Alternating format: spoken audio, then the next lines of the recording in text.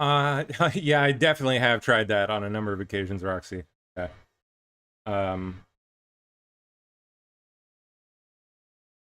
Unfortunately, it's AI's not there yet.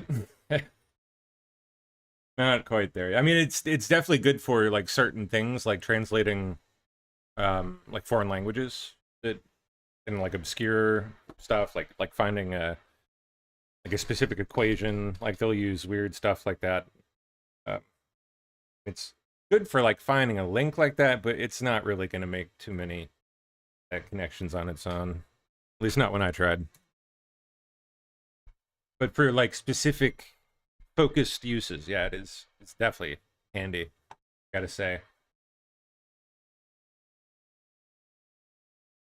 Okay. Oh, you know what? Maybe I should have.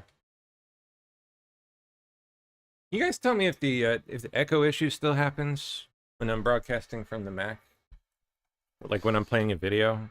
We'll try it out here. You'll have to tell me if it does that.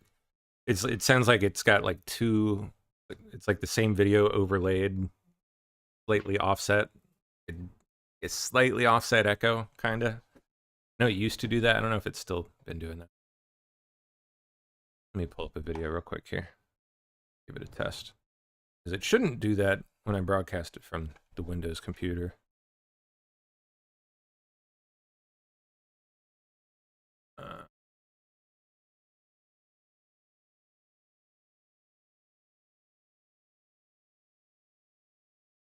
There we go.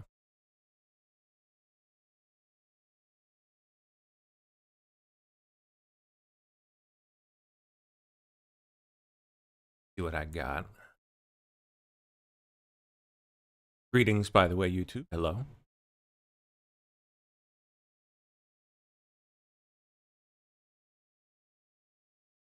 We'll just play me the other day for a minute. All right. Hi, everybody. It's James Rogers here for Headline USA in DC, covering the January 6th pipe bomber hearing with Brian Cole Jr.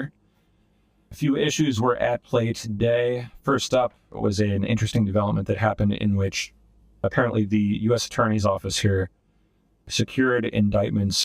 Is it doing the echo thing for people on YouTube? Obviously, this won't be the case for DLive.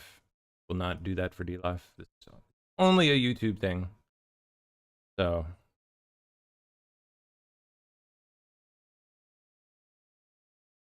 gotta pull up my YouTube chat too. There we are. Hello, hello. So it is doing the echo thing, huh? Okay. Well, all right. After today, we'll try broadcasting from the other computer tomorrow again. Suppose I could just take it down. No, we're already going. It's not that big a deal. Yes. All right. Well, anyway.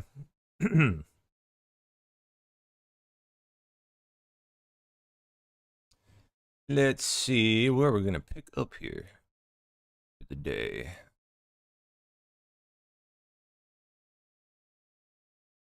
Oh yeah, Reza Pahlavi, the Crown Prince, or exiled, I guess, exiled Crown Prince. Dark in here too. Just issued a New Year's message as Iran is seeing some unrest. Let's say, to put it mildly. The current regime has reached the end of the road, he says. It stands at its most fragile, weak, deeply divided, and unable to suppress the courage of a rising nation. The international community, I call upon you to stand with the people of Iran, not only in word, but in action. Peace in the Middle East and stability across the world depend on a free Iran. The tide of history is turning. Unconfirmed reports circulating that protesters have taken control of an IRGC base in Asadabad.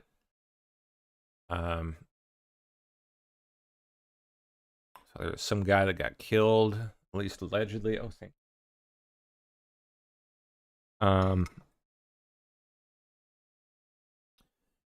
you. This is looking kind of spicy. I don't know. We'll see what the latest is today.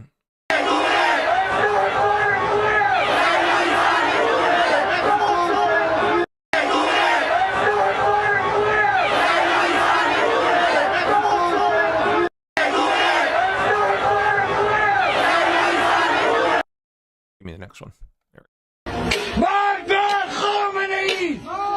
Yelling something about Khamenei there.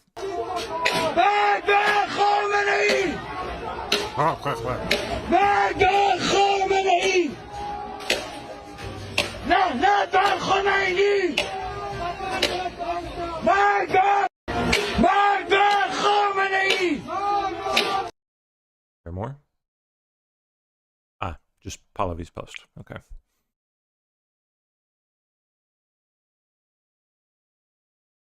Oh, CBS is trying to turn over a new leaf. That's right. They want to be a good boy now. A lot has changed since the first person sat in this chair, but for me, the biggest difference is people do not trust us like they used to. Well, you got that part right. And it's not just us, it's all of legacy media.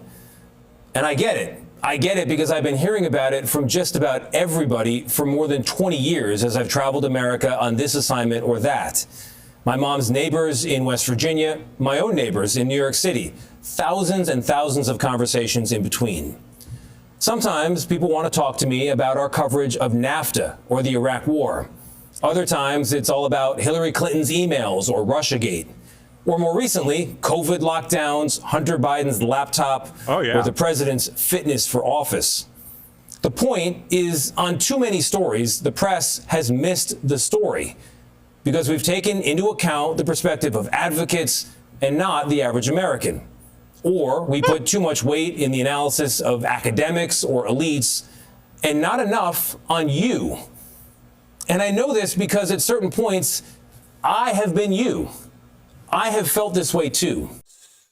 So why you been such dick all these years then, friend? I felt like what I was seeing and hearing on the news didn't reflect what I was seeing and hearing in my own life, and that the most urgent questions simply weren't being asked. So here's my promise to you, today and every time you see me in this chair. You come first, not advertisers. What is this, a porno? Not politicians, not corporate interests. And yes, that does include the corporate owners of CBS. I report for you, which means I tell you what I know, when I know it, and how I know it. And when I get it wrong, I'll tell you that too. It also means I'm going to talk to everybody and hold everyone in public life to the very same standard.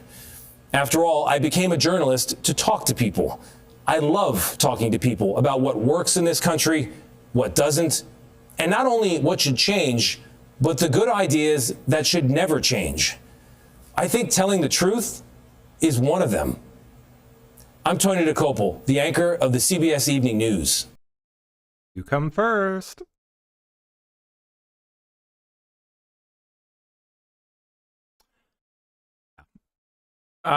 New Year's Eve explosion and fire.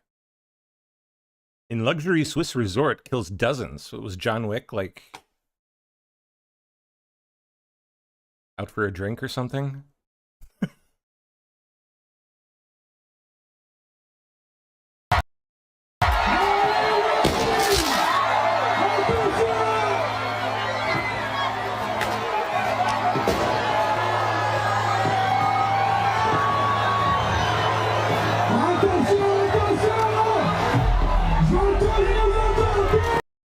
Jeez, was that it?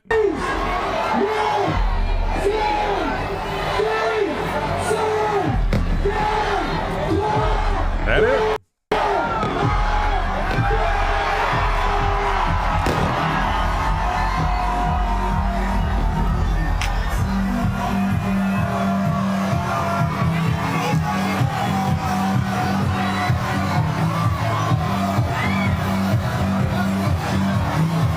Daft Punk.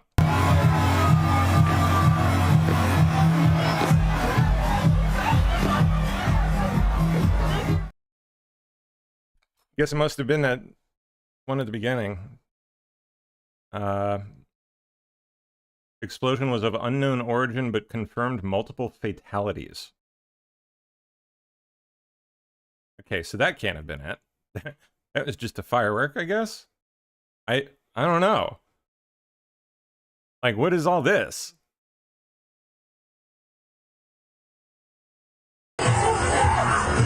Something else inside a building. Yep.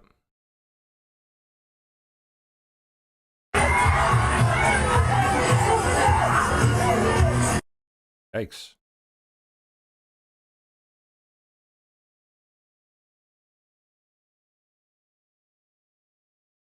I hear the authorities are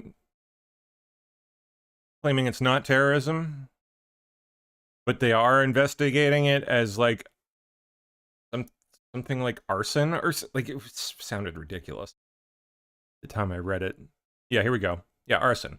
The Swiss Public Prosecutor's Office is investigating the incident as arson. A terror attack is currently being ruled out. They haven't actually ruled it out yet, I guess, but they're in the process of ruling it out.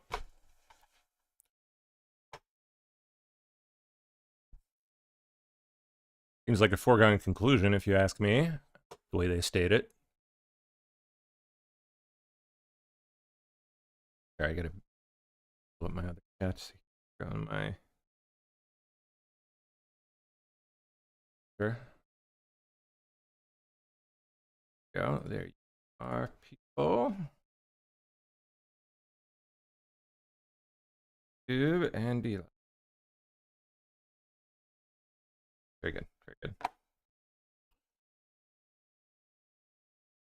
Man, yeah, this is just sad.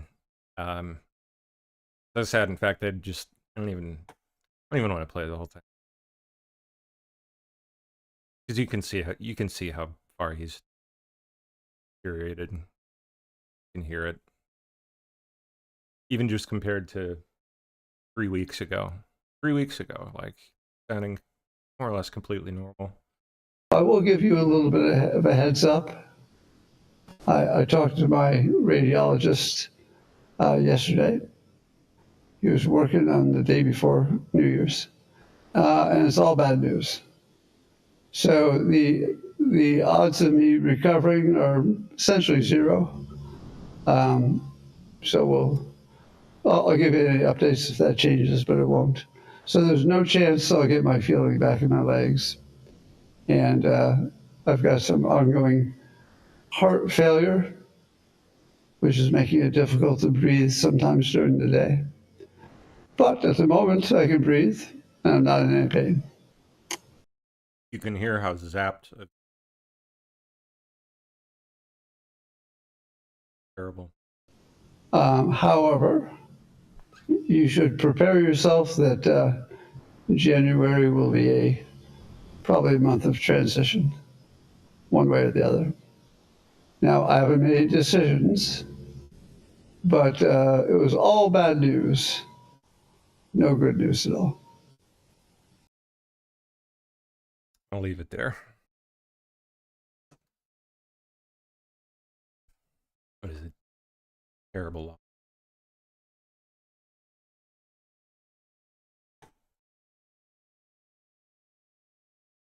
Made especially bad because we have to watch it happen in slow motion.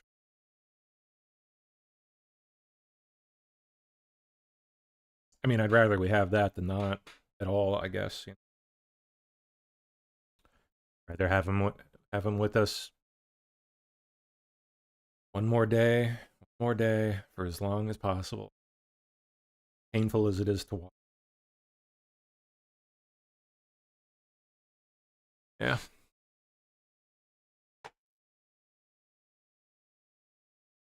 All right. Let's go to the bottom of the pile here. I think it's a long one today. Thanks, Steph. You're the best. Couldn't do it without you. You're so awesome. First up, pickles, potatoes, and Taco Bell. Take a look at some of the most unusual New Year's celebrations across the U.S. Was this the potato drop in Idaho? The Times Square ball drop is just one of the well-known ways America rings in the new year, but there are other traditions across the U.S. In Mount Olive, North Carolina, the city holds a pickle drop every year. The event was first held in 1999 by a handful of Mount Olive pickle employees. In sticking to the food theme, out in Tucson, Arizona, they hold an annual taco drop during its Taco Bell Bash. Meanwhile, the potato drop in Boise, Idaho has happened every year for more than a decade. Well, the Times Square ball drop. Potato's pretty cool. I dig that. Get it? Sorry. Mr. President, do you have a New Year's resolution? Peace. Peace on earth, he says.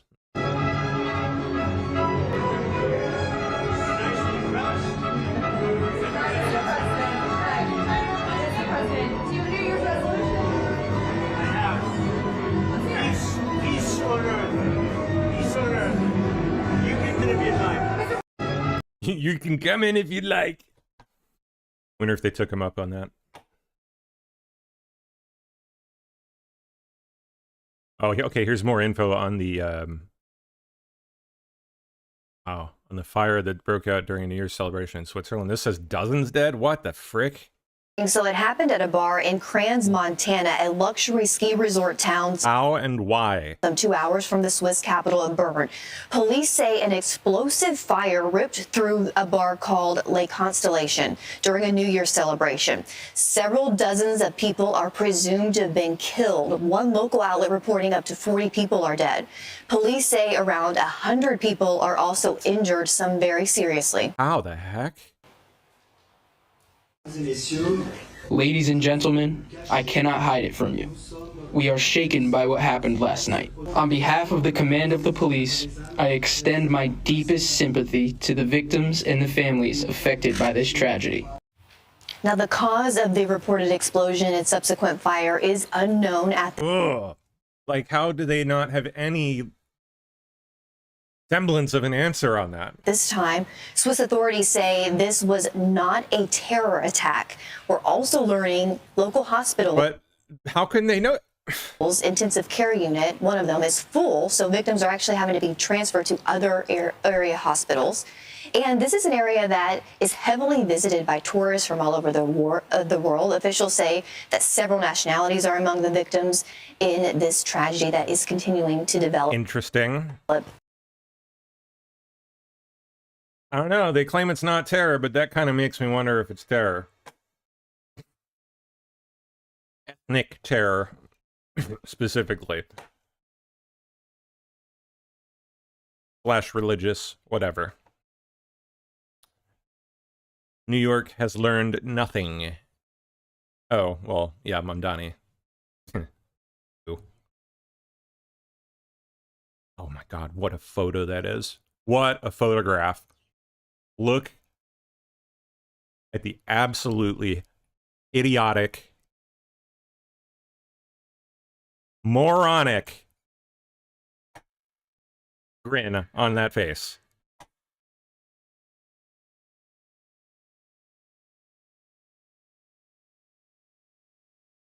President Trump, Barron Trump, First Lady Melania, Melania's father, Victor something or other. I'm not even going to try that.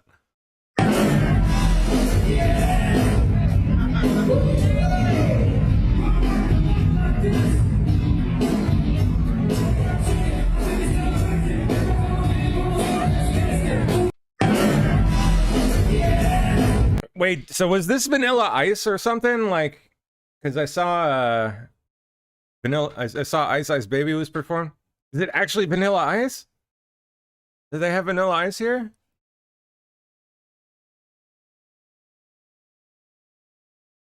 If so, that's hilarious and awesome. Americans are calling on Senate GOP to get tough and pass nationwide voter ID, citizenship, mail-in ballot restrictions, and other 80-20 issues through nuking the filibuster.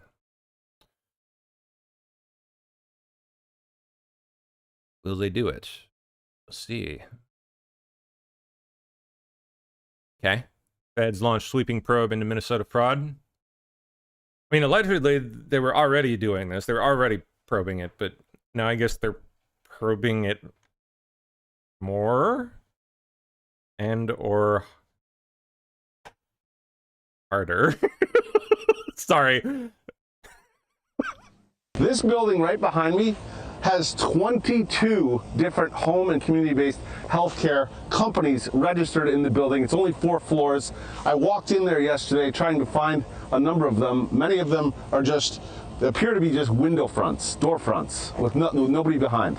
So same story, different location. We're here in St. Paul at this building, which looks like a warehouse or a dilapidated old building. Inside this building, there are 60 registered home and community healthcare organizations inside this one building. We're here in Northeast Minneapolis, and we're at a building that I believe is on the radar of authorities. They have questions about it.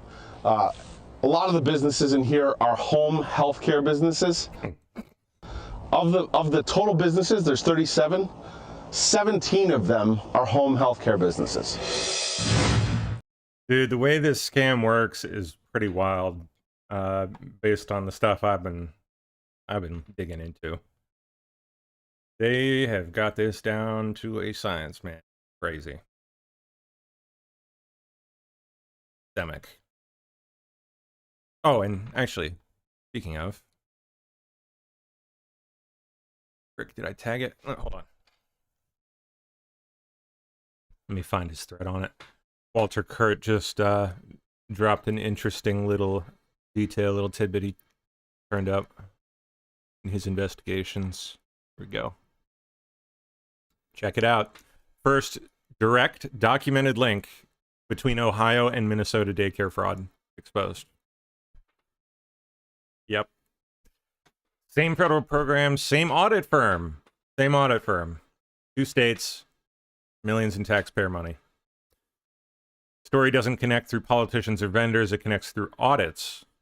The compliance layer that's supposed to, of course, stop the fraud. In Ohio, the Somali Education and Resource Center, SERC, operates inside a massive federally funded childcare ecosystem. In Minnesota, a nonprofit receiving USDA child nutrition money was certified as compliant by the same Ohio accounting firm. In Minnesota,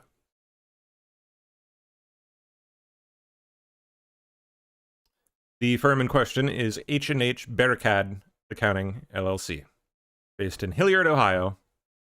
Barcad, I guess. Barcad. An Ohio firm certifying compliance for nonprofits operating inside USDA-funded programs across state lines. Seems a little weird. Now the timeline. H&H Barricade completed an audit for the Somali Education and Resource Center in Ohio on September 3rd, 2024. Just 6 days later, the same firm signed a single audit for MAK Community Enrichment Services in Minnesota. Oh my God, what a name. You like being enriched today, sir? 6 days, 2 states, same firm, same category of federally funded daycare and child nutrition programs, clean opinions in both cases. Rubber stamp that shit. Wave it on through. Probably collect a kickback on the back end. In compliance work, timelines matter. Single audits are not meant to be churned out. They require planning, sampling, federal program testing, and compliance verification. They're supposed to slow the money and, you know, stop it when necessary, when appropriate. Okay, that's the end. Oh, maybe a little more. Both audits involved USDA-backed reimbursement programs, the same programs now central to national daycare fraud investigations. These programs live and die on audit approval, and here's the part that makes this urgent. Ohio regulators have already taken formal disciplinary action involving this same firm and its principal. Official Ohio Accountancy Board minutes show the board voted to revoke the CPA license and firm registration. So what are we actually looking at? The same audit choke point operating in multiple states. inside the same federal funding programs. At the same moment, those programs are under fraud scrutiny. In USDA reimbursement programs, audits aren't paperwork, they're the permission slip. If he had AI write this, can already tell. If the audit layer fails, the system doesn't slow down, it accelerates. So the question isn't whether Ohio and Minnesota are separate cases. The question is how many states relied on the same compliance infrastructure and how much money moved because paper frustrated reality.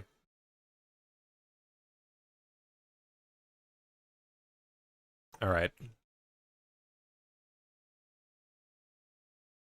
Let's see. Did we do this guy? That's CBS being a retard. Yeah. Assistant AG Harmeet Dillon and U.S. Attorney Bill Asaley working to clean up the California voter rolls in 2026. California likely has the most voter fraud in the entire United States. Massively overdue. Just by sheer numbers, I'll bet. Certainly, at the very least, by sheer volume, just because they're the biggest state.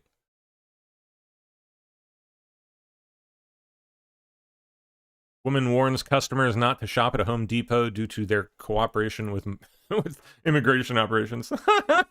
Wah. Aw. We have no business spending our money with Home Depot. Yeah, all that money you got that you were thinking of spending at Home Depot. Uh-huh. We could go to Lowe's and we can go. Yeah, I'm sure you will. For all that money that you were thinking of spending on all the homes that you own. There are people in this community actively being abducted. You have absolutely no business spending your money here at Home Depot. Home Depot does not care about this community. They have no problem allowing immigration to have access. How much do you think she weighs? To their floor cameras. Guesses? Anyone? I'm gonna go with the better side of 400. That mean, even if you are African I mean, American, just look at that. That is a triple spare tire right there. and you have You look closely. a warrant, MPD, PGPD, hey, they all can have access to that information. That means when you come to Home Depot, you are in danger. Because Home Depot gave access to those cameras to those people. So you need to know that. So y'all needs to know that. If you are Hispanic, you have absolutely no business being in this parking lot. You need But how else are they going to get employed in questionable construction jobs, ma'am? to know immigration has access to the cameras and they can see you in this law. I guess they'll have to go sit themselves at the local 7-Eleven. Don't worry, they do that too.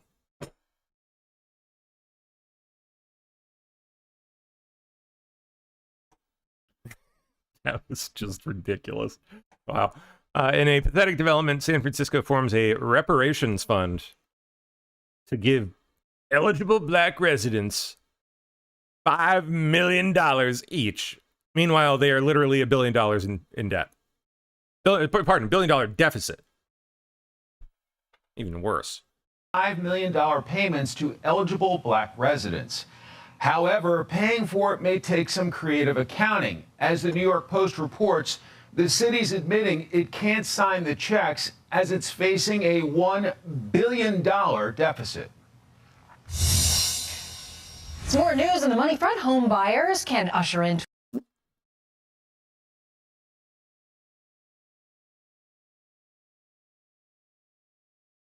Oklahoma City. Ice rolling in like the beast from Sicario. Nice. Okay. Great film. One of my, actually, probably like one of my top 5 favorite movies. Sicario. Based as heck. Only film that really shows the reality of the border. In, of course, dramatized fashion, but does not shy away from the gruesome nature of what takes place there. Excellent, excellent film.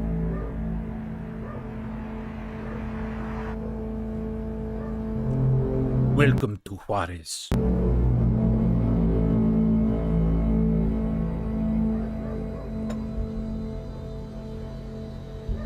Benicio's the shit in that. So good. Great actor. Minnesota Somalian daycares covering the tracks. Obviously. American films herself calling every daycare that Nick Shirley investigated that she could find, and all the numbers have been disconnected. I don't know. The person posits if these were legit businesses, they wouldn't be all disconnecting their numbers. In a normal situation, you'd be right, but to be fair, they are probably getting like completely inundated and flooded with calls from any number of like just crank calls, you know, people just talking shit. Not that a good number of them probably don't deserve the heck out of it. I'm not suggesting they don't. But like that's why the numbers are disconnected. It's, you know, it's, I wish people would just honest and not stuff like this. Like, it's silly. Nick Shirley bringing David with him to the other fraudulent blue cities and states to expose in 2026. That's cool. Good. I bet he's learned a lot in, you know, in his investigations over the years in Minnesota. Absolutely apply that to every other state in the union. I started to see all these transportation companies going around, and it was always a Somali driver. And I said, well, that's great. They're out there transportation, contributing, but they never had a passenger, never, ever once. And I said, well, what is all this transportation? What are they doing? So then I found out that in Minnesota, they have something called non-emergency medical transportation. So this is going to the dentist's office, therapy, whatever it might be. And I said, well, how many of these companies are there? And the research came back that there are 1,020 of them. So this stuff with the daycares is a drop in the bucket, man. When you start getting into the nitty-gritty of, well, just all of Medicaid fraud broadly, it is going to be so massive, people are gonna shit themselves.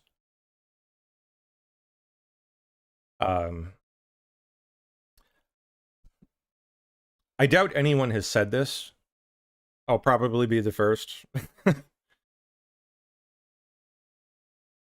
But I'd like to, this is certainly true in my area. We'll see if it's true in your guys' area, but I've noticed something over the years watching the healthcare system decline. I've noticed something that tracks right along with it, okay? Right in tune. The proportion of foreign-born doctors and nurses working in the American healthcare system. Of all kinds, not just Somali or, you know, whatever, all of them.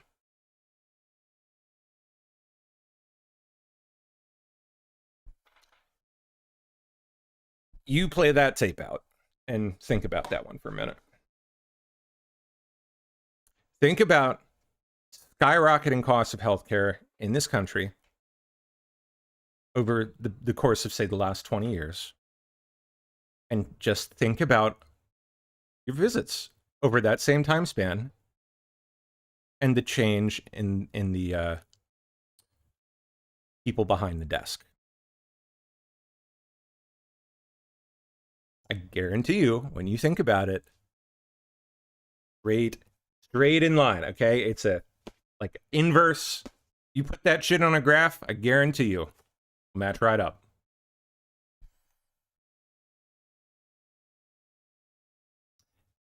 They are robbing the fuck out of us. They're robbing the shit out of every crack in the system. All of them. I mean, of course, not all. You get what I mean. Not every one of them, but there are. They all have their own fraud networks operating, doing this shit, and sending the money back to, you know, wherever for God knows what. North Korea, South Korea is doing it around here. Not South Korea, but like South Koreans. There are South Korean networks, crime networks. Every ethnicity has just seen that the open pot, like you can just come right in and take what you want. And they are.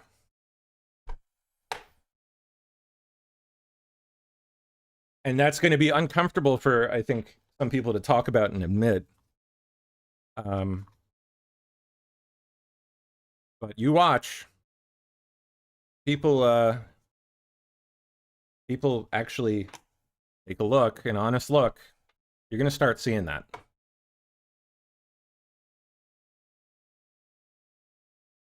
Not good.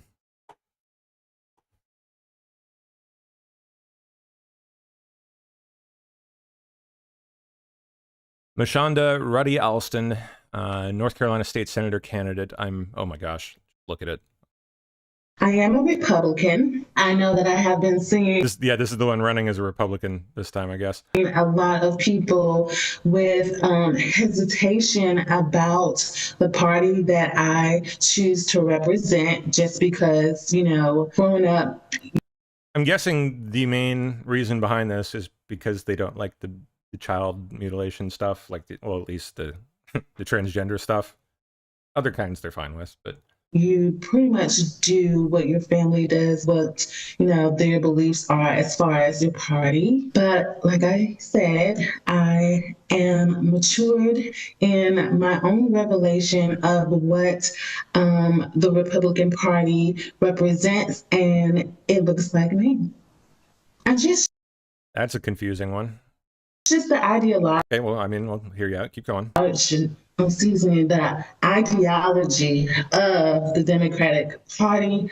I just have gotten away from some of those narratives, and I feel that the Republicans have a better viewpoint. I can almost guarantee you it's going to be related to the stuff they're pushing on children. And there actually is a significant kind of shift in this population. The direction but sorry ma'am, I just can't do it. The United States and North Carolina, especially Durham, should be in. I am a Republican. I know that I have been seeing... It'd be maybe a different story if I could see your face and, I don't know, the measure of trust thereby. but no. Oh well. California loses $160 million in federal money in 4 days if slithering Gavin Newsom refuses to revoke thousands of illegal alien CDLs. You think they'll do it? The deadline to revoke illegally issued unvetted foreign trucker licenses is still January 5. California does not have an extension to keep breaking the law and putting Americans at risk on the roads. Miss the deadline, Gavin, and the U.S. DOT will act, including cutting nearly $160 million in federal funding. What do you make of this back and forth? I want to highlight a comment real quick, because I do more or less agree with it. Melissa Perry says, Pam, I would agree, but you need to separate out the Christians. My hubby had a Christian Nigerian nurse who was wonderful. Yeah, that is absolutely true. There are a decent number of people that fall into that category. Absolutely. Yeah, there's actually one around here that I kind of feel the same way about. She's a great nurse. She's wonderful. Speaks great English. Clearly has assimilated well. Very, very warm, very nice. Nice as can be, in fact. Clearly knowledgeable about her job. Has not gotten a fraudulent degree. That's another thing that they engage in is degree mills. They pump out nurses. This one is not one of those. They do exist, for sure. But I'm not arguing that every single one. It's I mean, if I use language to that effect, I'm being. I may be painting with a broad brush, I guess. No, I don't mean it in that sense. I mean it in the sense that it's just there's too many of them.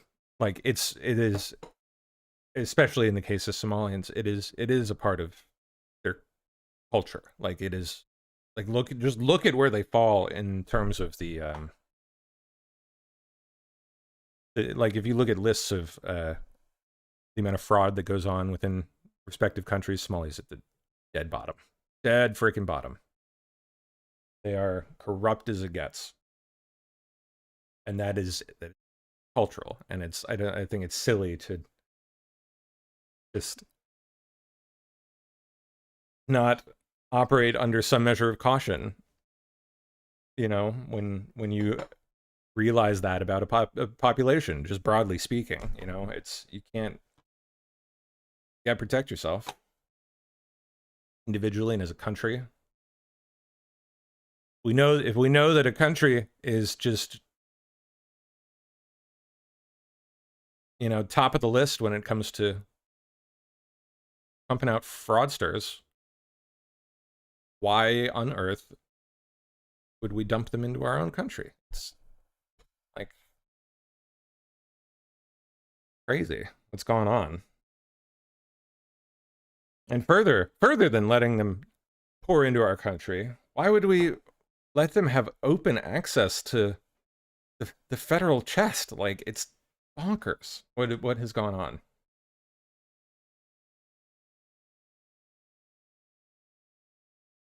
And it's unfortunate, I agree with you, that some good people will likely get caught up in that. But at this point, I don't think that can be blamed on the people who are doing something about the problem, you know, as long as they go about it the right way. It's so far beyond that at this point. Like, yeah, well, anyway, you get the idea. Bad.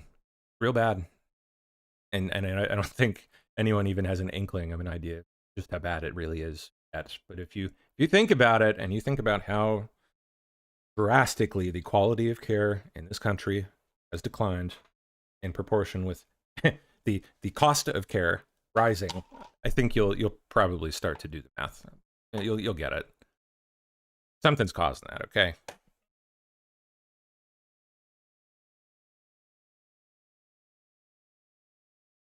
I think people will I know you guys get all this, but I think people will start to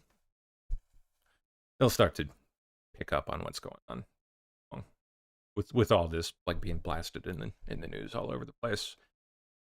I guarantee there's more behind Somalia. People are going to uncover more than just Somalians doing this. A lot more.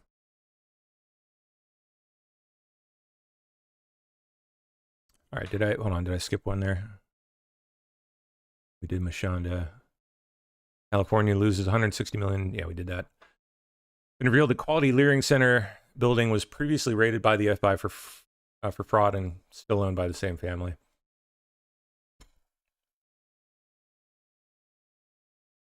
I can already tell you the same shit's going on right here, right by me. I've already found one. Got in trouble for fraudulent billing. Still operating. Still going. Rosie O'Donnell not coping well after a Fox host said she needs to get a dog or a husband to be happy instead of wallowing in her TDS all day. I don't even need to watch it. Does she have the herpy on her lip? Now, what she got it covered up. Can I tell you? It must be I got a little. She must have gotten rid of it a little while back. Must be in a little down spell.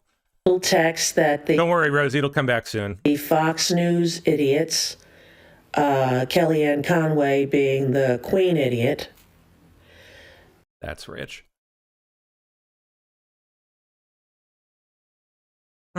Meet District Judge Trina Thompson. She just ruled the Trump admin can't terminate the temporary protected status of 60,000 migrants from Honduras, Nepal, and Nicaragua.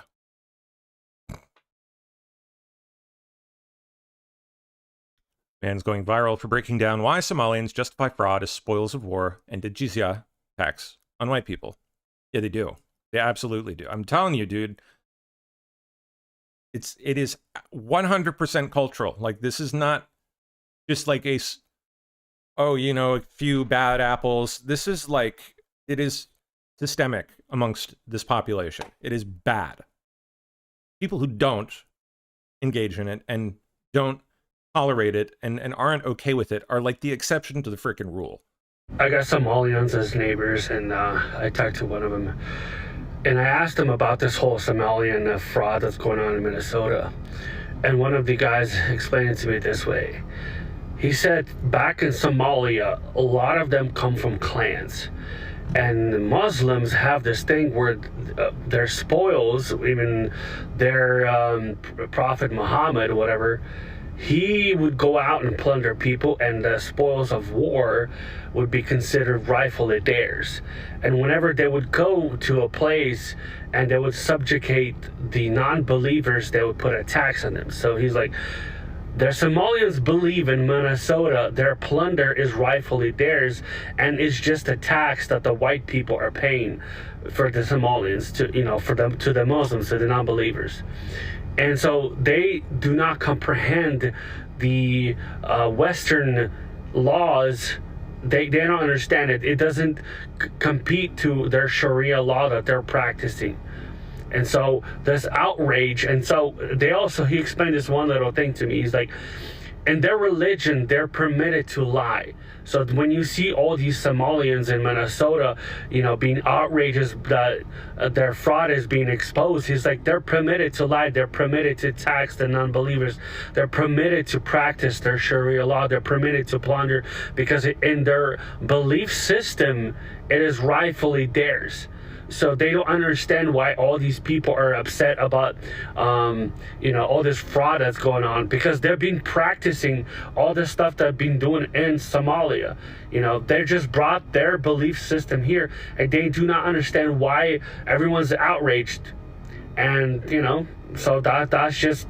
And I was like, well, that kind of makes sense. I guess if you raised up in one belief system, you went to another, and then, you're upset. Not going to change. Why they're upset that you're marrying a 6-year-old. That's kind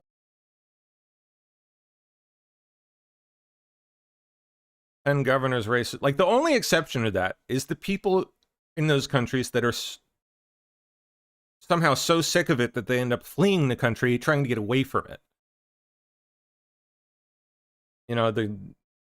Melissa mentioned earlier, like the Nigerian Christians that are like actually persecuted there and like have to get the F out because it's so bad. They know how bad it is.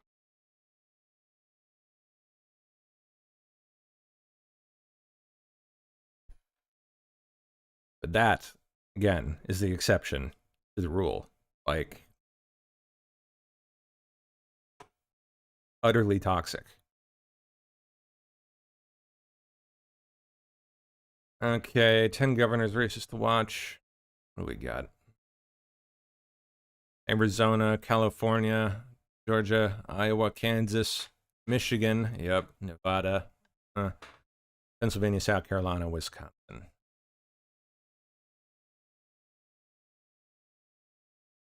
California, huh? I think California is going to be up in the air at this point. Let's see. We don't need to be pirates anymore. I found a better way. What? Government-funded daycare. Huh? We must go to Minnesota. To Minnesota! In a world where some rules need to be bent. Did we spell something wrong? Who cares? As long as they spell our names right on those $1 million checks. Comes the story of triumph. Remember when we had to illegally steal from innocent people like thugs? But now we're stealing from innocent taxpayers. Just like the government intended. Look at me. But they love it. They adore it. They don't have to get shot at. They don't have to get macheted in the face.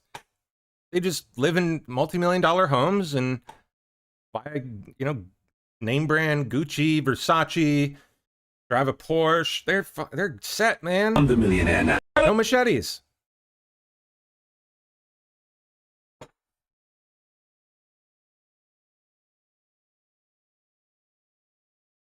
Okay. Effective midnight, January 1st, 2026, the National Firearms Act's $200 tax stamp is officially gone. Yeah, this is a big deal. I think you still have to get the tax stamp. It's just you don't have to pay money for it anymore. Like you still have to get this. It's, I don't know if they still call it a tax stamp or what. I don't know what they're calling it now. But you do still have to file. You just don't have to pay anymore, which is cool. Great. Step in the right direction anyway.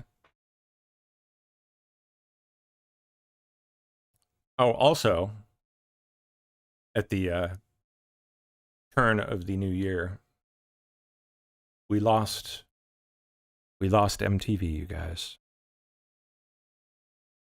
Music television as we once knew it, like actual MTV, where they actually played music, is officially dead. And they said goodbye by ending their final broadcast with the music video that started it all. Video killed the radio star. Crazy, right? Internet killed the video star. R.I.P. indeed. MTV was a defining piece of my youth. It was very sad to me. Even though, in reality, MTV died years ago, decades ago, really. Still sad. Oh. Especially the way they went out.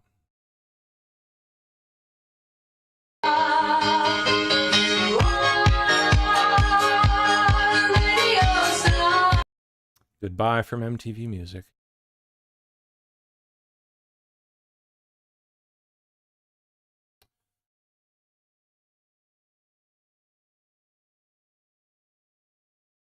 Okay, yesterday Thomas M. Hearn and I visited Lending Hand Daycare and Learning Center in Ohio. Lending Hand. They like to use this language, I've noticed a lot around here. Asking questions isn't a crime. Putting hands on someone is. Oh, did they get handsy? What? You gotta go. You gotta go. Okay, I'm just asking. They are all so gross. I'm sorry. You can't push. Well, okay. They're just...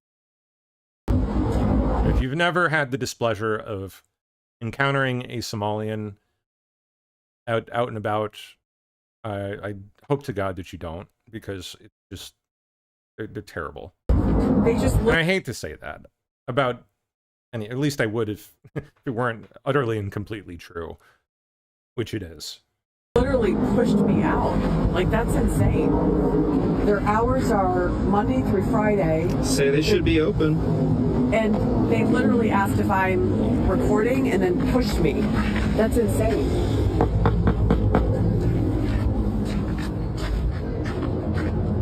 There's clearly children in there.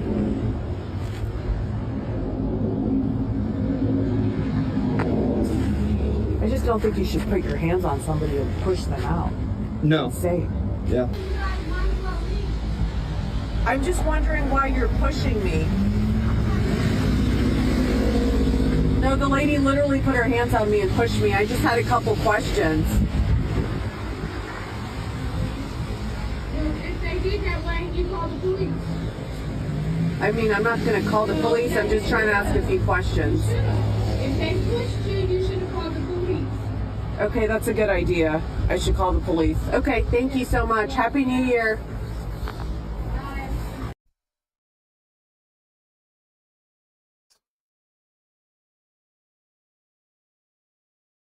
Yeah, this is nuts. New Yorkers braved freezing waters to celebrate the new year with the Coney Island Polar Bear Club plunge.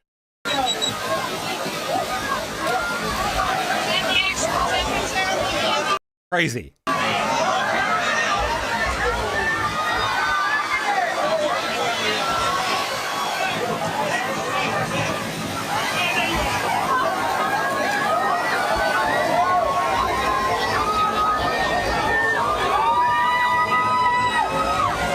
You know what I happen to notice, by the way, about this? The fact that it's all, like, pretty much exclusively white. And everyone's having fun.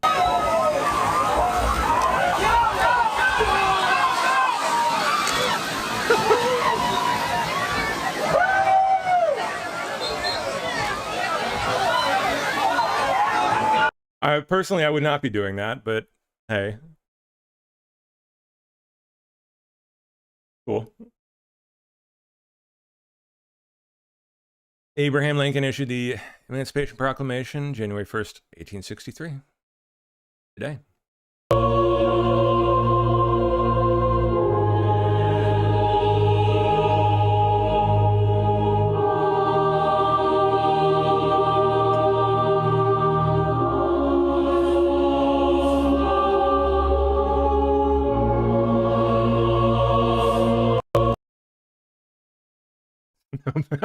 It's great.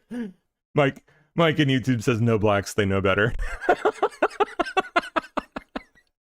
Fair enough. Indeed. New York Mayor Mamdani inauguration starts with the socialist anthem Bread and Roses. You're kidding me. Life closes, hearts starve as well as bodies. Give us bread, but give us roses.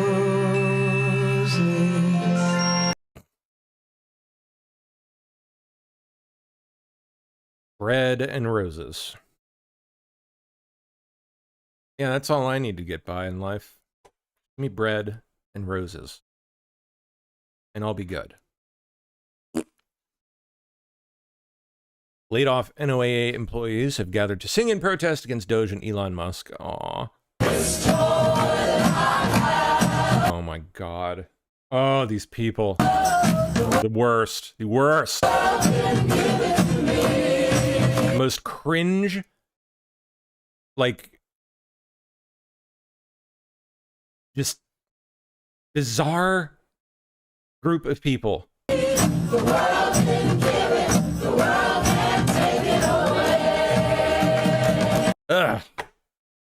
The worst ever.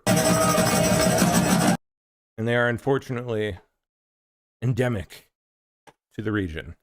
They're everywhere around here. Sick.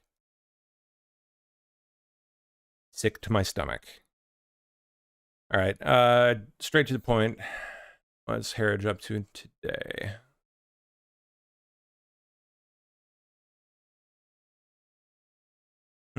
Okay. In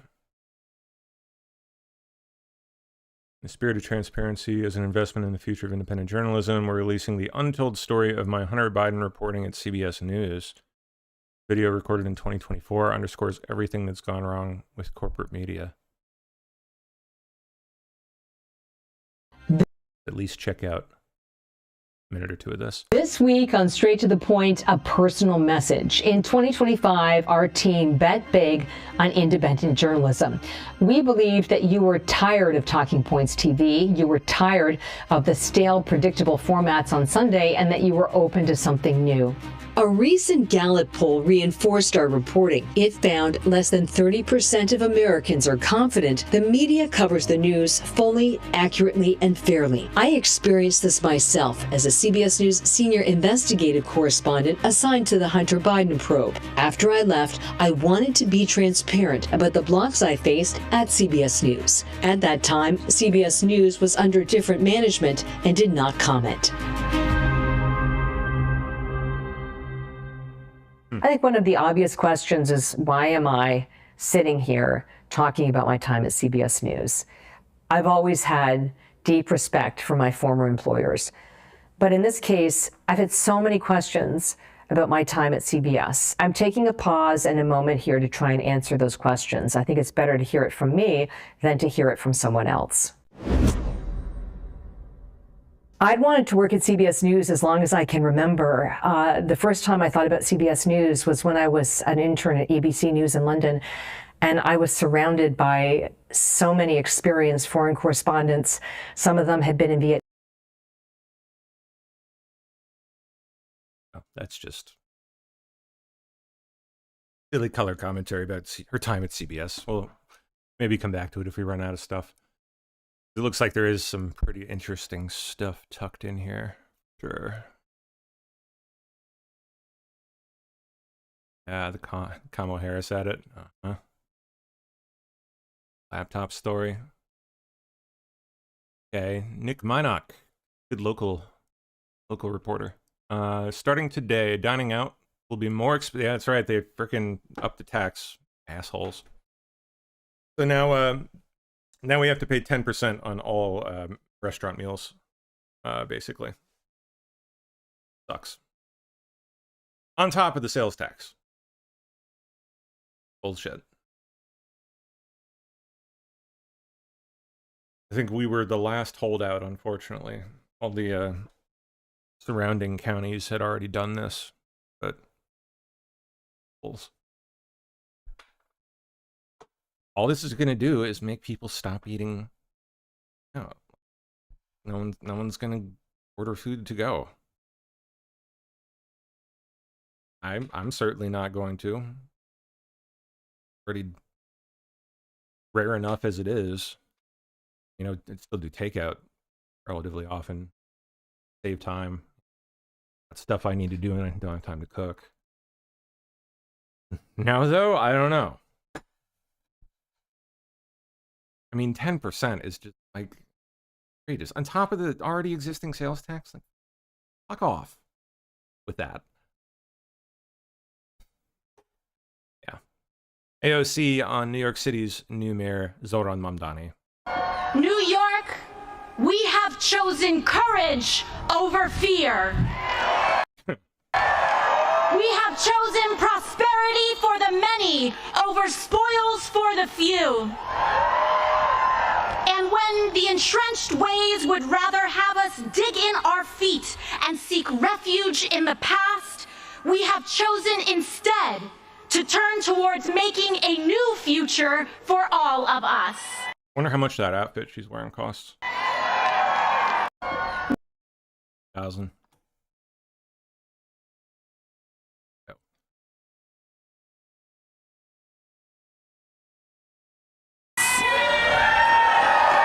Zohran Mamdani will be the first Muslim mayor of our great city. Ew. Yeah, that's right. 15 years after 9/11. He will be our first immigrant mayor in over a century. And he will be the youngest mayor of New York City in generations. But most importantly, Zohran will be a mayor for all of us. Why don't I believe you? With that,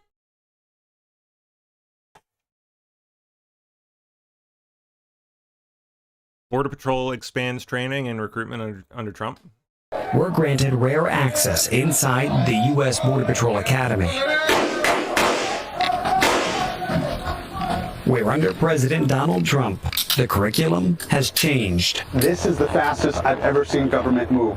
One of the biggest changes, a new pursuit policy. Our last pursuit policy, we would let them go. So they knew that the Border Patrol would not pursue them. Execute. That's no longer the case. Oh, feel that. Oh, yeah. They're also rolling out new firearms technology for better aim. Oh, they're putting red dots on, huh? Red dots on their pistols. New implementation is the MRDS, which is a miniature red dot. Miniature red dot sight. Is it a game changer, though, for you? 100%. Really? Yes. They absolutely are. 100%. Yep. This afternoon.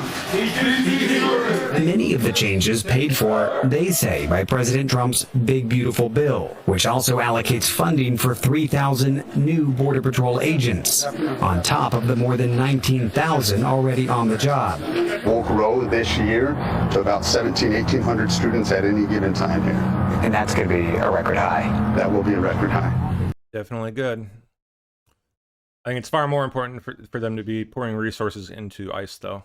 I mean, Border Patrol is obviously important, but at this point, border crossings have plummeted. I don't think it's nearly as necessary as getting those that are already in. Far more crucial. Fact sheet: President Donald J. Trump adjusts imports of timber, lumber, and the derivative products into the United States. Where from? Anywhere, I guess.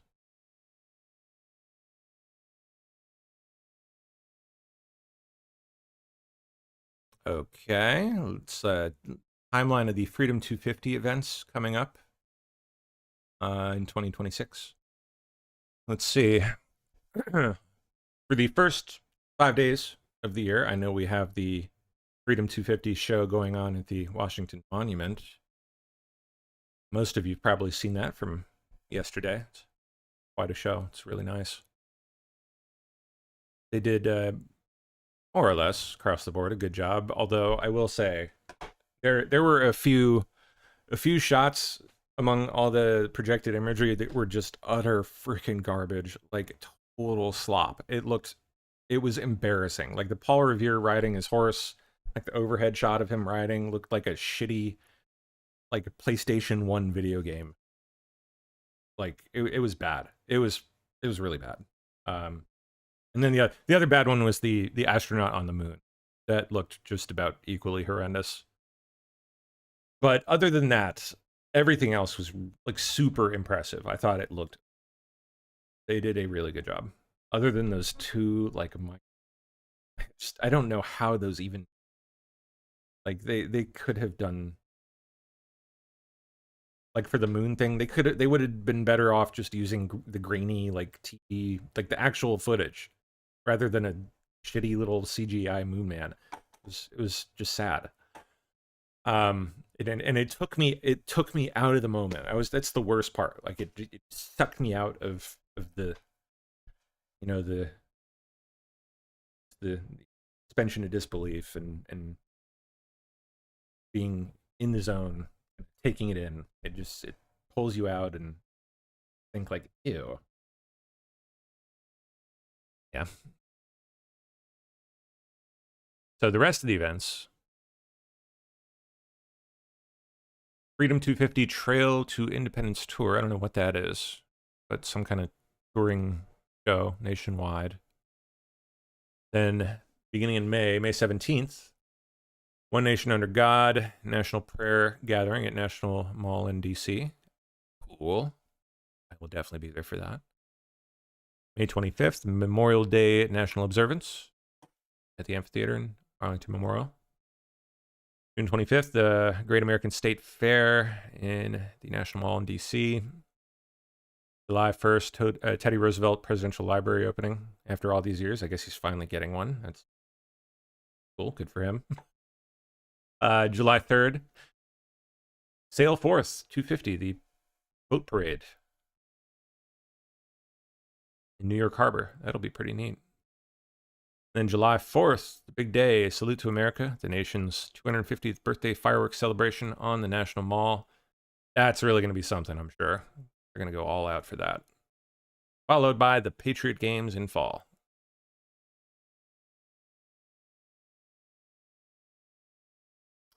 Okay. Texas court has reversed a Soros prosecutor's conviction of former Austin police officer Chris Taylor. 2019 fatal shooting of knife-wielding suspect Morris Da Silva. Acquitted because it was self-defense, duh. How was he ever convicted in the first place? Oh, great. BS Now on Minnesota fraud. Oh, it's a MAGA obsession. The new conservative panic. The right-wing propaganda machine. And all of that is literally in the headline. It's before you get to the actual article. That's hilarious.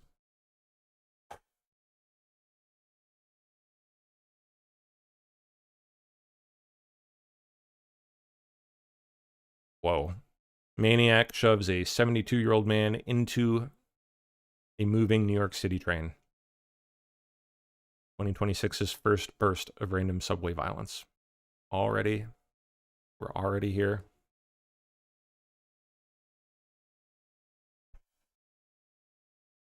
So, dead or like, what's the deal here?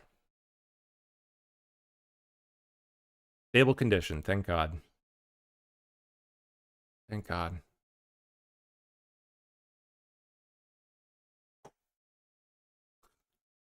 Oh, wow. Zoran's Soviet-style grocery store idea gets the endorsement of Bernie frickin' Sanders.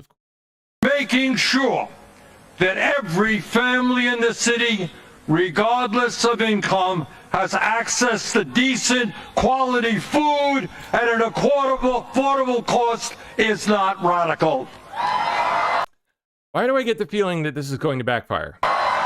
Good nutrition keeps us healthy, helps prevent chronic illnesses. It's free. Swap yo EBT. Gotta get that grape drink. Healthy kids and all.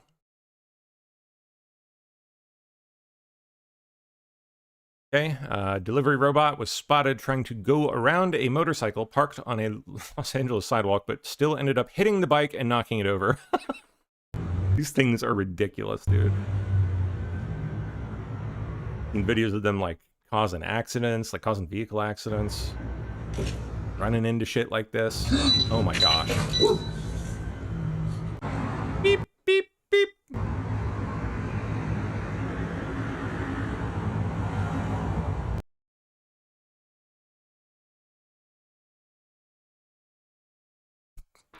COVID priestess herself, Governor Kathy Hochul, announced plans to introduce no tax on tips after receiving backlash. Wow.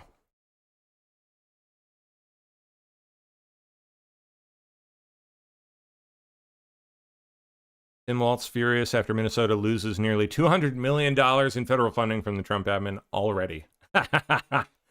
Bye-bye. Department of Health and Human Services froze $185 million for childcare in Minnesota and created new verification requirements for businesses to be able to be reimbursed. Despite the claims of widespread fraud, though, that has allegedly been allowed to go on for years, Minnesota Democrats are criticizing the president for this temporary pause. We're taking fraud seriously. We're working every day. Oh, this is not going to end well for them. It's so great. To improve our systems, hold those criminals accountable, and move our state forward. That's why it's in Department of Health.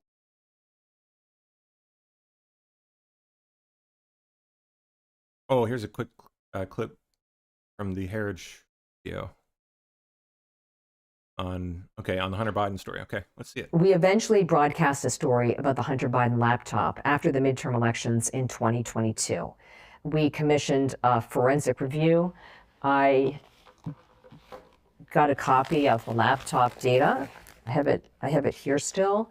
I went to a lot of effort to get the cleanest copy of the laptop data, the same data that was provided to the FBI, because I didn't want to have any professional journalistic risk for CBS News. I wanted this thing to be totally locked down.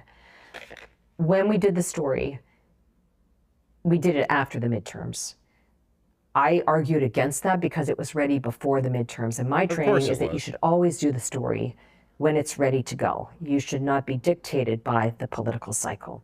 Yeah, it's absurd. Once we got the laptop story on the morning news, I felt that there was so much there that we could still do. For example, in the text messages, there's unfortunately the use of the N-word, the liberal use of the N-word. And I thought this was worthy of a story, but Hunter I was told that it was not something that a big fan of N-bombs interested CBS News. Then I asked for a forensic review of the laptop, and we found that there were more than half a dozen emails that were likely used by Joe Biden. I thought that was a story. But the answer that came back was, well, we need to know what the content is of the emails. But that was going to be a years-long process. So there was no way. So there were a lot of reasons I was told not to do it, not to pursue it. I spent a lot of my time at CBS following the Hunter Biden story. And one of the things that really struck me is this kind of disconnect. I didn't understand how a senior executive like George Cheese could tell me that this was a high priority for the network and for his boss. And yet the executives at CBS News, show producers, anchors could refuse that. I came to the conclusion that they must have felt that they were more powerful than George Cheeks, which was astonishing to me. I'd never worked at a place where a directive from the top would be so defied. Wow.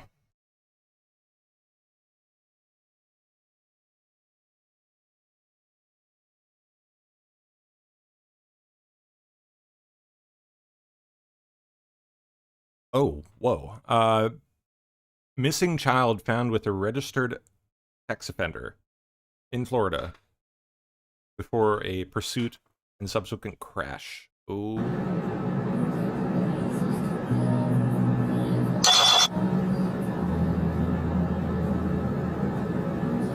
Let's see it. What the heck? He bolts and... Yo!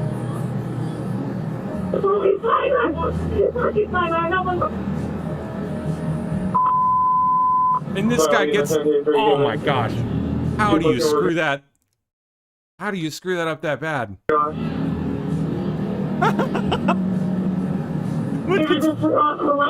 That is just sad. Like, come on, guys.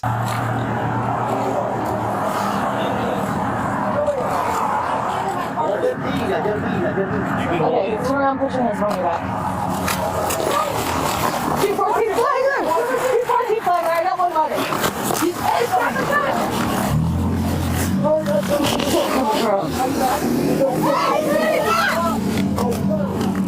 After 214, the teenager just took off in the white truck.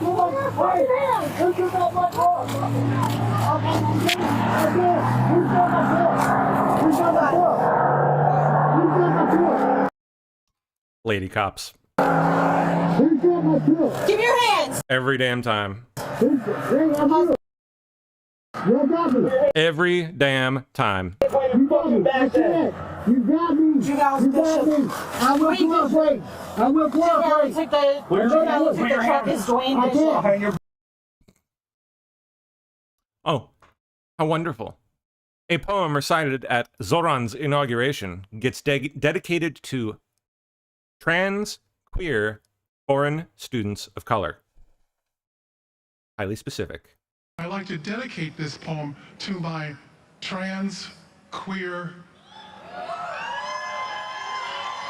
foreign students of color. Oh, foreign too, huh? At the University of Tennessee, Knoxville. And look at Adams. He's like, oh, these. University of Tennessee, Knoxville.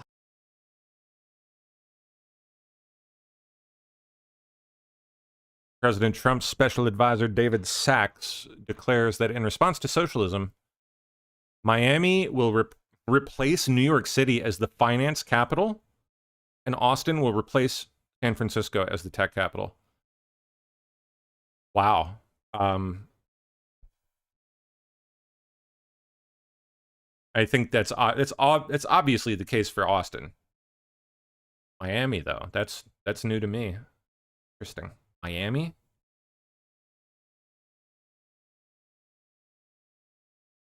Huh.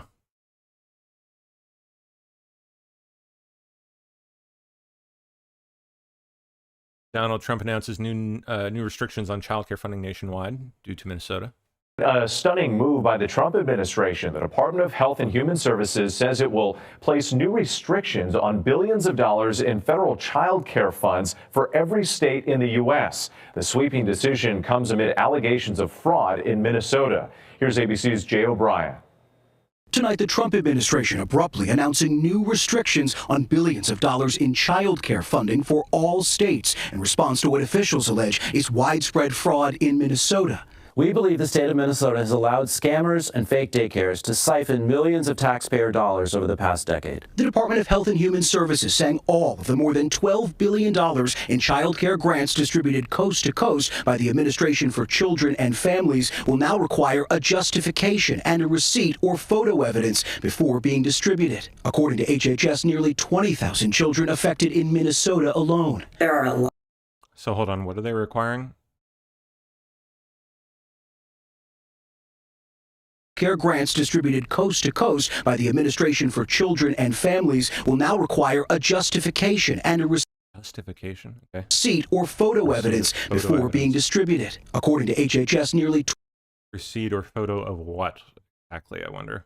20,000 children affected in Minnesota alone. There are a lot of very scared and confused, both families and providers right now. Minnesota Governor Tim Walz accusing President Trump of politicizing the issue to defund programs that help Minnesotans. Also writing, we've spent years cracking down on fraudsters. Trump calling Clearly not, sir. Walz a crooked governor. State authorities and lawmakers have investigated fraud in Minnesota daycares for years, dating back to at least 2019.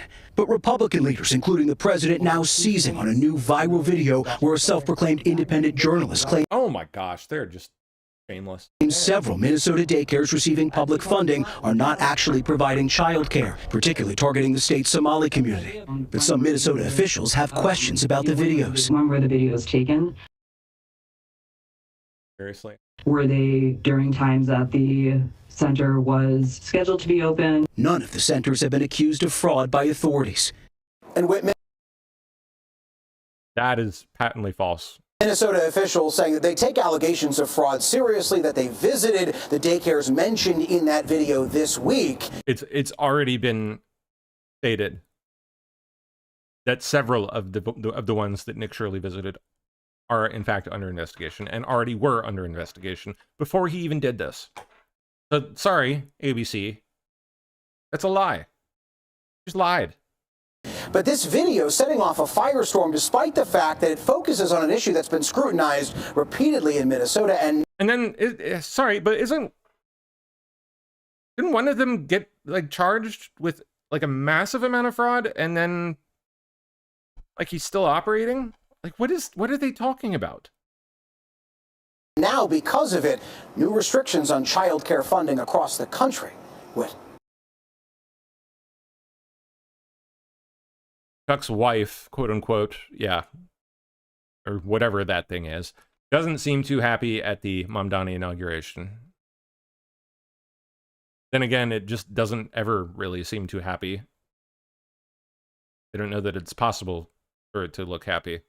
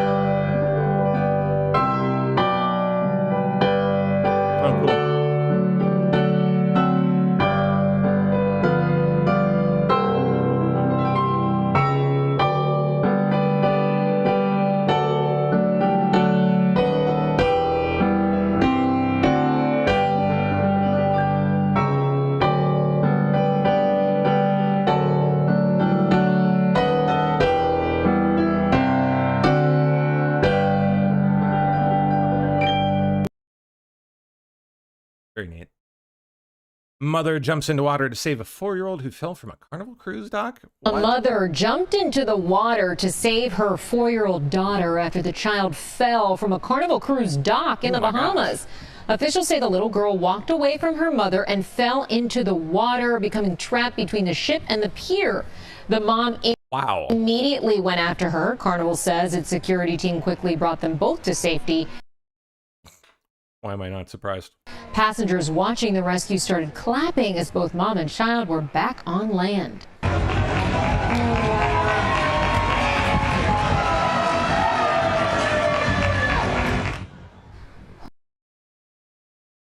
Oh, the mom and child were checked out by the ship's medical team. Why am I not surprised? Carnival says they were both okay and that they enjoyed the rest of the day on the ship. Golly.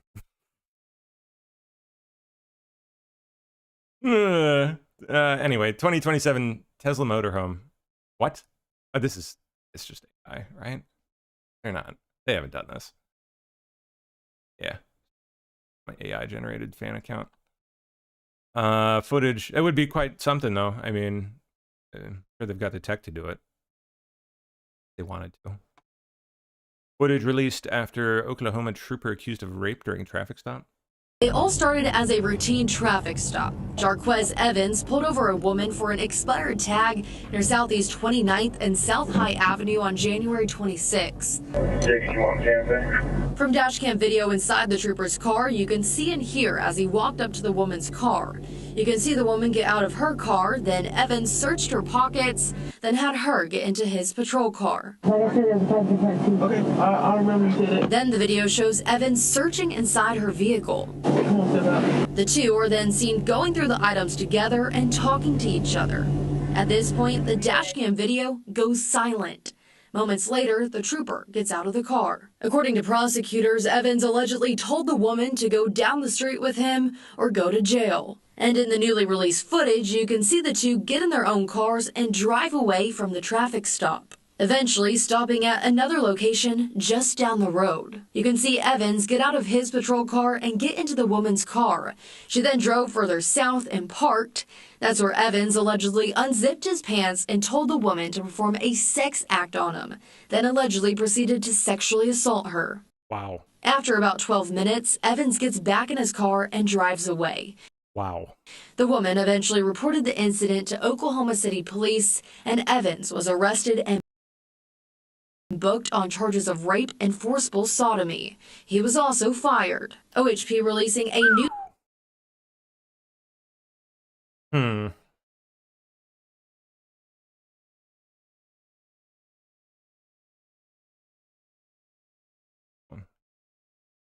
Fraud used to make political donations, really? Oh boy, how about that?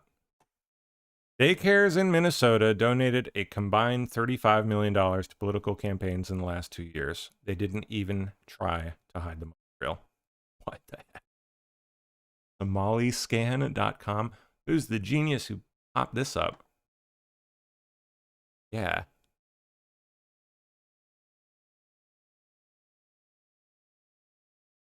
Interesting. They've collected a whole boatload of data here and made it easy, searchable, connectable. That's neat. Request data for them to pull in. That data on politicians and probably how much money they've received from certain donors. This is fantastic. Excellent work. Whoever did this, bravo. Wow. I am Anon. My ancestors fought in every major war from 1776 until 1945. When I was younger, I loved America and everything it stood for. But over the years, I've grown apathetic. The America my ancestors built and died for is now plagued with a parasitic infection of looters that build nothing. I'm exhausted of playing partisan games and every other retarded game we play. I'm exhausted of losing 50% of my income to taxes that enrich parasites. I'm exhausted of the trash in every city. The deaf tank on my trunk? I don't know. The freakazoid eunuchs castrating children. The fat people everywhere. The senile old retards in charge of everything. The cheap shit everything is made of. Amen to that. The poison in my food. Etc., etc., etc.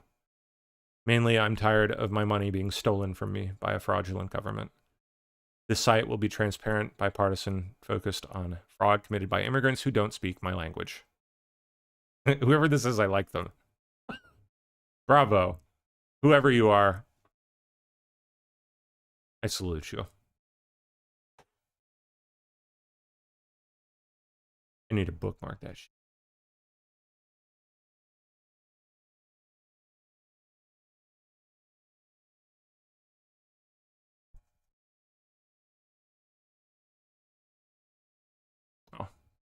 I gotta put it on my other browser. I don't have my bookmarks on Firefox, that's right.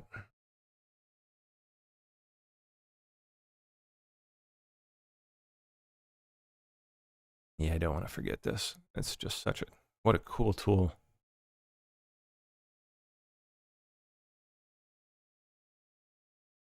Okay, bookmarks.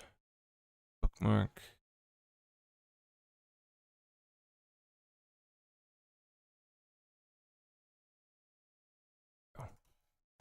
All right. Sorry about that. It's just too neat not to tag and save for later. Good find. So let's look at the list of political donations real quick.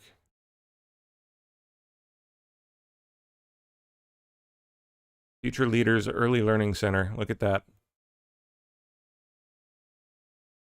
Donated 6.6 million total. You shitting me? In the span of 2 years? Total CCAP funding. CCAP. Oh no, okay, so that's just that's the amount of funding they've received. Okay.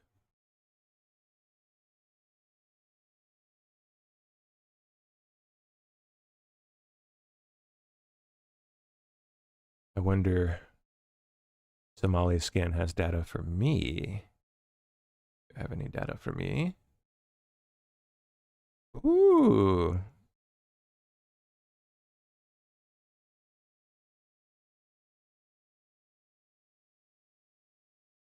That's nuts, man.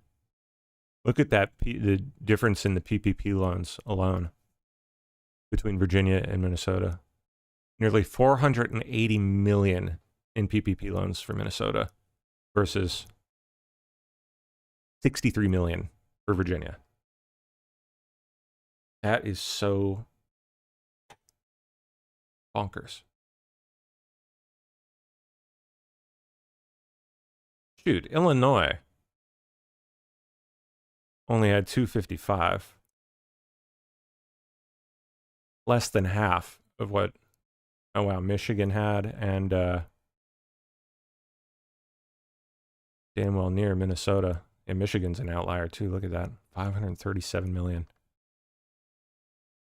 New York, 609 million. They're a significantly larger state though. Same with California, over a billion. Texas, only 32 million. Wow.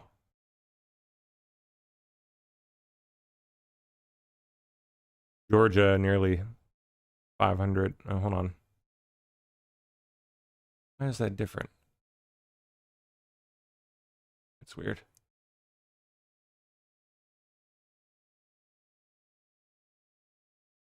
Kentucky, 500 million in PPP. Whoa.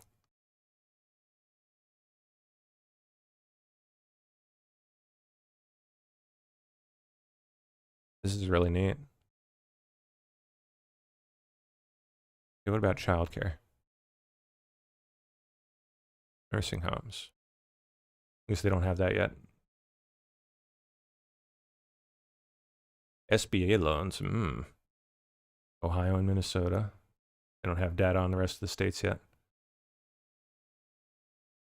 No data on Virginia for childcare yet. Okay.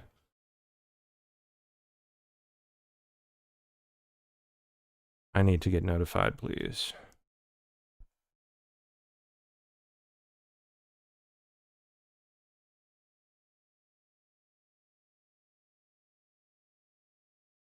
Yeah, that is fantastic. Great resource.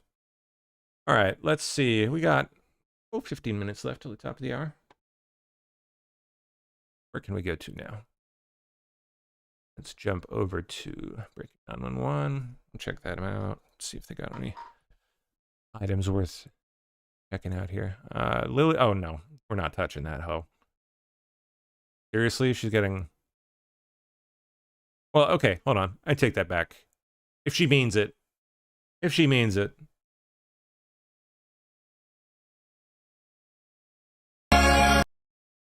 God can wash even that shit clean. Everything that I've had, praise the Lord. This is Lily Phillips, the one of the major infamous OnlyFans hoes. I'm not even going to read that statistic because it's just disgusting. But if she's really turned away from that, bravo.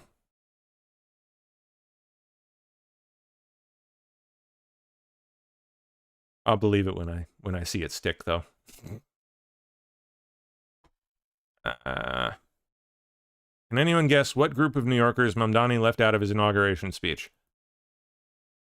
White people? The authors of this story will speak Americans? Pashto and Mandarin, Yiddish and Creole. English? They will pray in mosques, at shul, at church, at gurudwaras and mandirs and temples. Huh? And many will not pray at all. They will be Russian Jewish immigrants in Brighton Beach, Italians in Rossville, and Irish families in Woodhaven, many of whom came here with nothing but a dream of a better life, a dream which has withered away. They will be young people in cramped Marble Hill apartments where the walls shake when the subway passes. They will be black homeowners in St. Albans, whose homes represent a physical testament to triumph over decades of lesser paid labor and redlining. They will be Palestinian New Yorkers in Bay Ridge. Oh my goodness gracious.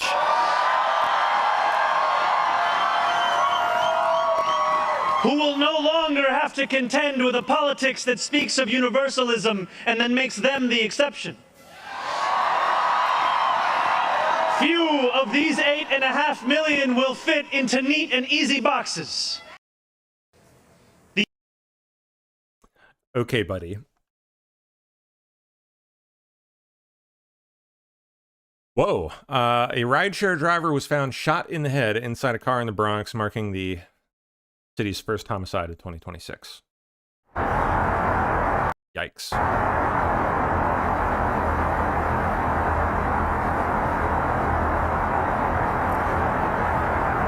Dang, bro.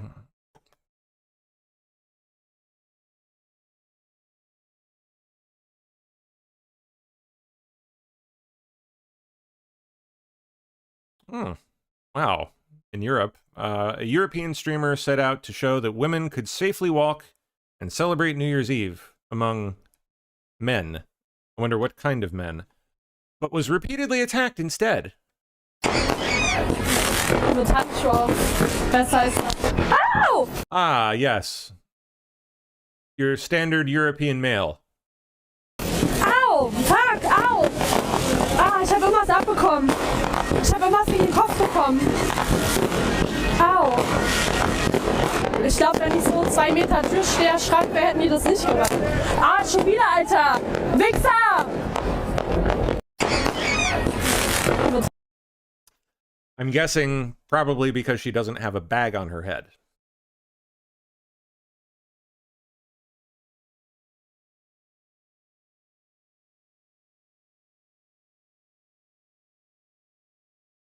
Making sure that every family in the city, regardless of income, has access to decent, quality food and an... Yeah, it's not happening. All right, we saw that, though.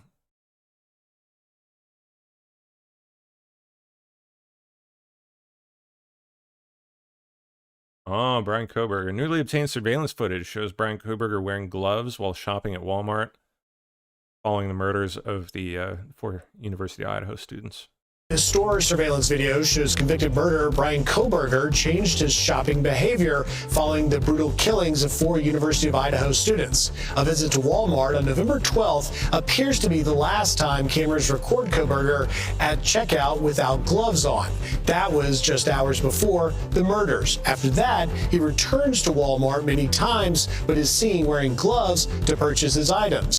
Creepy, okay. Fears broke out at the Islamic Center of New York City as Zoran took his oath on a Quran. So help me God. So help me God. Good gracious.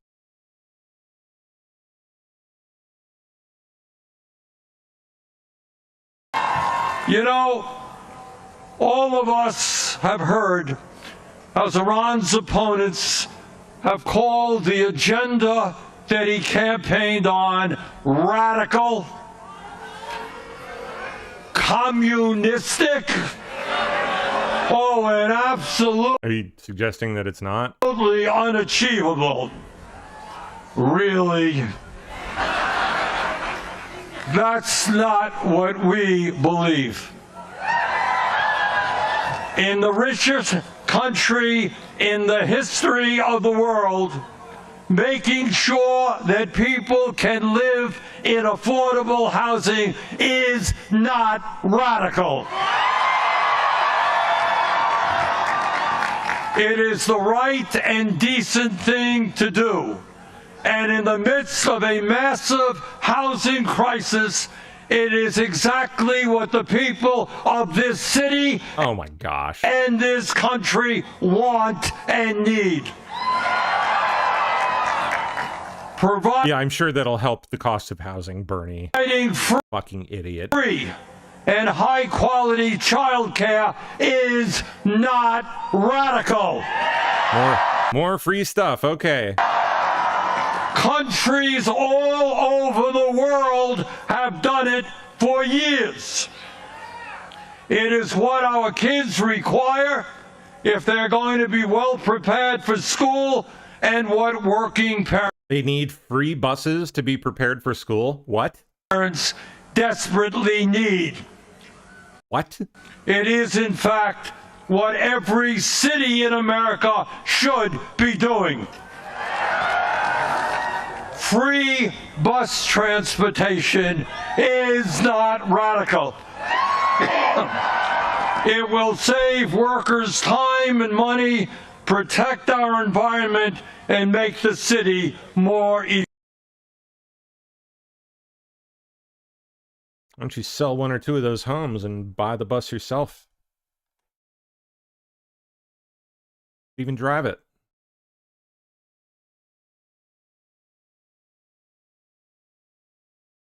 All right. Oh, wow. News Nation's Rich McHugh finds more apparent fraud in Minnesota.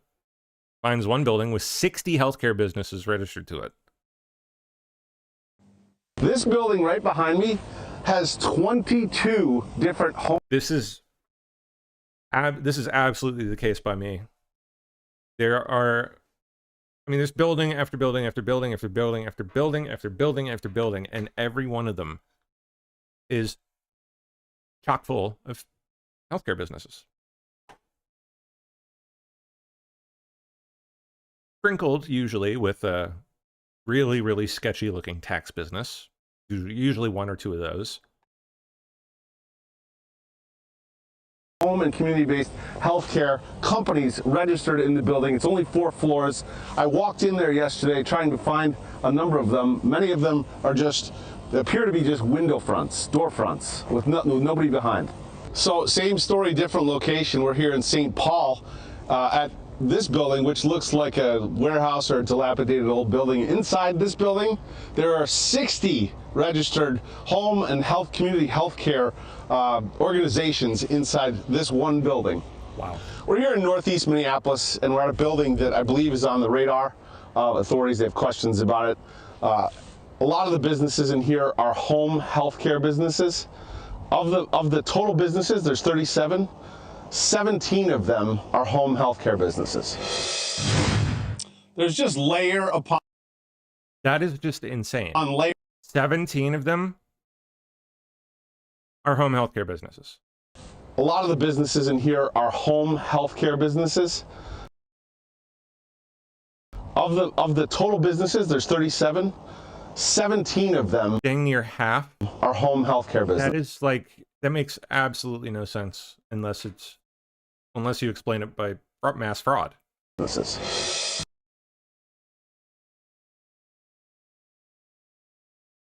Crazy.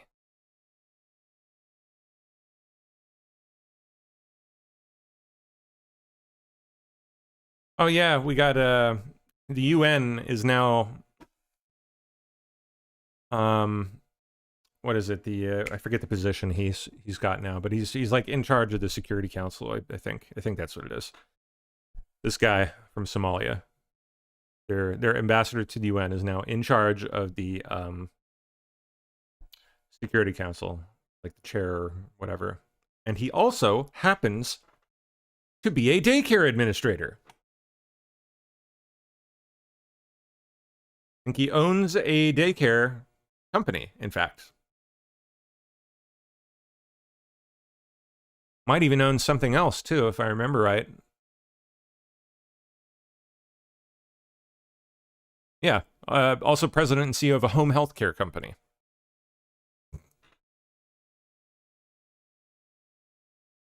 How about that?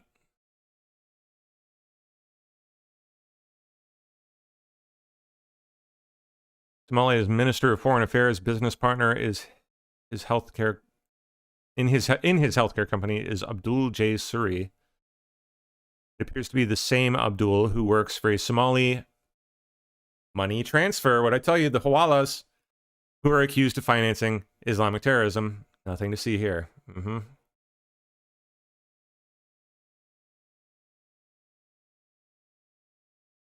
How about that? Which money transfer did he work for?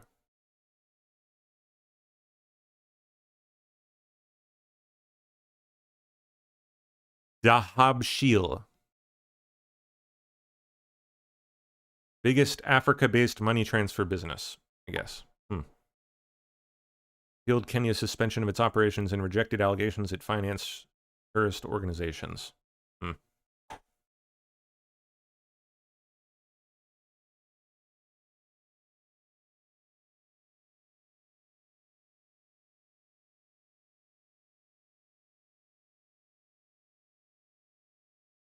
Okay. Got what? 5 minutes left here. Why don't we go to Catherine Heritage's thing? Click around there a bit. First, what's this? It's not just Minnesota. It's all over the country. It's California. Yeah, thank you. It's Washington State, where our Attorney General is defending the Somali community when there are allegations of fraud. It's interesting because 10% of the licensed child care facilities that are eligible for these subsidies are Somali run. And the overall state population is 0.2% of are Somali. So many of these buildings also have no address. They cannot even provide an address. You know, whether it's in DC and you know, HUD just released their findings that they found billions of dollars went to 30,000 dead people. I mean, I was a fan of Elon and Doge. I defended them from day one because we needed political outsiders. We needed business people to come in. That's the only way this gets fixed. Bring them back. President Trump's leadership. Bring them all back. That's what I think. It's crazy. All right. Go to Miss Herridge. Quick here.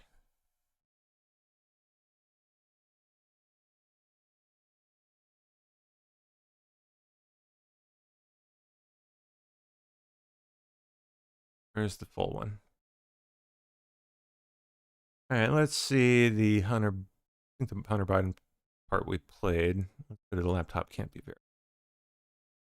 That time. When I saw the 60 Minutes report with Leslie Stahl and she says to President Trump, we can't verify it, I just felt a little sick because I knew that I had been able to authenticate, confirm a handful of documents, and it told me there was a lot more there. And if you put a lot of reporting muscle behind it, you could verify a lot of those records. I don't know if it was a case of the left hand in the news division not knowing what the right hand at 60 Minutes was doing. I can't answer that question. When Nora O'Donnell was asking then can Let's jump to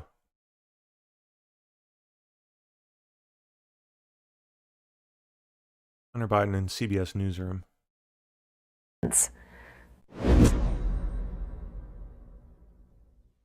I was assigned the Hunter Biden story by the very top of CBS. George Cheeks said to me on multiple occasions that this was a story of the highest priority for the network and that it was a high priority for his boss, Shari Redstone. So I took on that assignment and I did it to the best of my ability.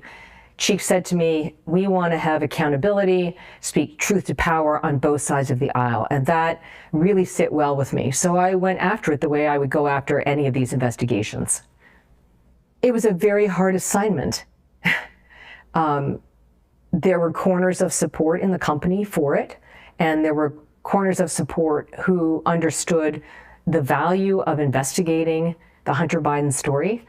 But there were some elements within CBS News that were just resistant to it. It didn't matter what the facts of the case really were. And this This bothered me as a journalist a lot. And I wrestled with it a lot. And people might say, well, then why didn't you leave? Why didn't you quit?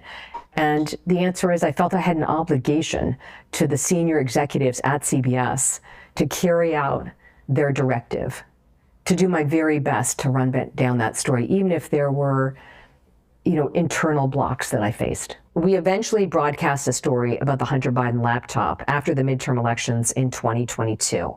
We commissioned a forensic review. I got a copy of the laptop data. I have it here still. I went to a lot of effort to get the cleanest copy of the laptop data, the same data that was provided to the FBI, because I didn't want to have any professional journalistic risk for CBS News. I wanted this thing to be totally locked down. When we did the story, we did it after the midterms. I argued against that because it was ready before the midterms. And my training is that you should always do the story when it's ready to go. You should not be dictated by the political cycle. Once we got the laptop story on the morning news, I felt that there was so much there that we could still do. For example, in the text messages, there's unfortunately the use of the N-word, the liberal use of the N-word. And I thought this was worthy of a story, but I was told that it was not something that interested CBS News. Then I asked for a forensic review of the laptop, and we found that there were more than half a dozen emails that were likely used by Joe Biden. I thought that was a story, but the answer that came back was, well, we need to know what the content is of the emails. But that was going to be a years-long process. So there was no way. So there were a lot of reasons I was told not to do it, not to pursue it. I spent a lot of my time at CBS following the Hunter Biden story. And one of the things that really struck me is this kind of disconnect. I didn't understand how a senior executive like George Cheeks could tell me that this was a high priority for the network and for his boss. And yet the executives at CBS News, show producers, anchors could refuse that. I came to the conclusion that they must have felt that they were more powerful than George Cheeks, which was astonishing to me. I never worked at a place where a directive from the top would be so defied. I had conversations with some of the reporters connected to the Twitter files, and I was in my head thinking that there might be an opportunity to tell that story on CBS News. We had a number of topics under discussion. They didn't go as far as we had hoped. But at the end of the day, this opportunity to interview Elon Musk was developing. So I went to the CBS executives and I said, this is the opportunity that we have. He's saying, I want to do it live and on my platform. He's one of the most influential human beings on the planet. And the reaction from the executives was, well, we can't do it live. And I was like, what do you mean we can't do it live? I was like, well, we don't know what he's going to say. I was like, well, I'm thinking, isn't that the point of journalism? You don't know what the person's going to say? Well, it has to be taped. We have to have the ability to edit it. It has to be on our platform. We have to control the platform. We talked at one point about whether we could do it sort of like a simulcast between the streaming network and maybe X. But everything just got shut down. It's one of the biggest interviews you could ever have. I felt so ashamed, frankly, that I never went back to Elon Musk and said, listen, they want to do it, but they've set all these conditions on it. I couldn't do that. This is someone whose DNA is free speech. And how do you tell someone who's committed to free speech that your network can only do it taped and only if they edit it, and it can only be on their platform? Indeed. Crazy. All right, well, we're like 2 minutes over here. And I believe Sunny's in, so I am going to leave you guys for the evening and pass it over to her. How you doing? All right, I'm doing good. Happy New Year. Happy New Year to you too. Yeah, did you have a good one? I hope it's a good one. Yes, I know. Yeah, we shall see. Yep. Yes.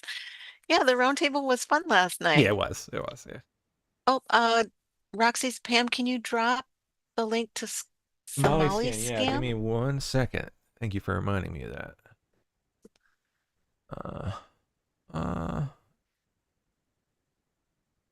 Cool. There it is. SomaliScan.com. Right. Well, I will leave it in your hands. It's all you. Okay, thank you. Thanks for sitting in for Elsie. I appreciate Oh, for sure. it. Yeah. Have a good show. Thank you. Yeah. Uh, All right, guys. All right, YouTube. Well, that does it for me. Where are you guys at? There we are. I will be back tomorrow morning. Bright and early.